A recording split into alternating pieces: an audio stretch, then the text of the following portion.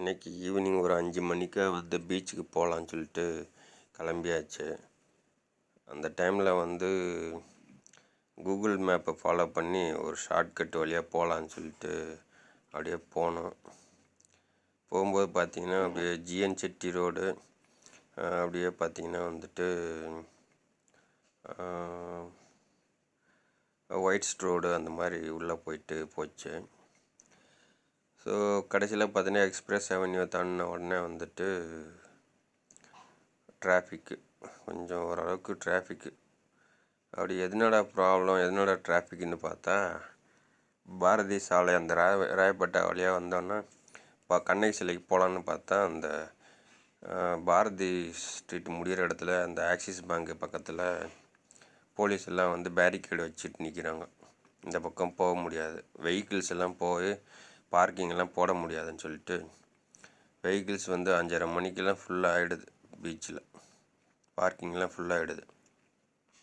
சரி, நேராக போக முடியாதுன்னு சொல்லிட்டாங்களா, சரி ஏதோ கூட்டம், அரசியல் கூட்டம் நடக்குது போகலான்னு சொல்லிட்டு அப்படியே லெஃப்ட்டு திரும்பி அப்படியே நேராக வந்து விருந்தினர் மாளிகை பக்கத்தில், இது சேப்பாக் ஸ்டேடியம் பக்கத்தில் விருந்தினர் மாளிகை பக்கத்தில் லெஃப்ட்டு ரைட்டு திரும்பினா அங்கேயும் போட்டு வச்சுருக்காங்க இது பேரிகேடு.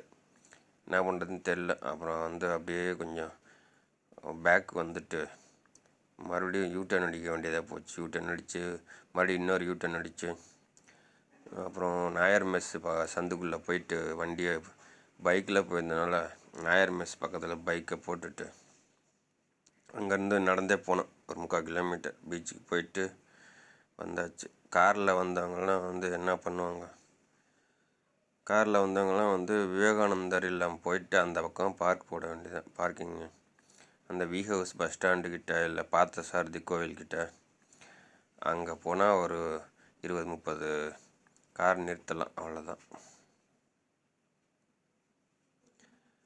அப்புறமா வந்து எல்லாம் வந்து திரும்பி வரும்பொழுது ரத்னா கஃபே போயிட்டு சாப்பிட்டுட்டு வரும்பொழுது ஃப்ரீயாக இருந்துச்சு ரோடு.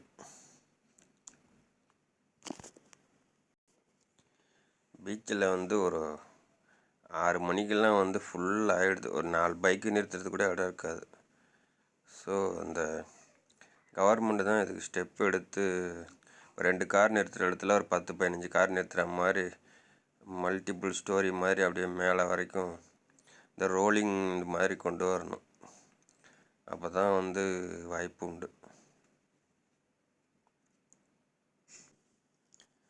அப்படியே வரும்பொழுது சுந்தரி அக்கா கடையில் போயிட்டு மீன் சாப்பிட்லான்னு பார்த்தா வந்துட்டு மீன் வந்து வஞ்சிரம் மீன் 300 ரூபா போட்டு வச்சுருக்காங்க.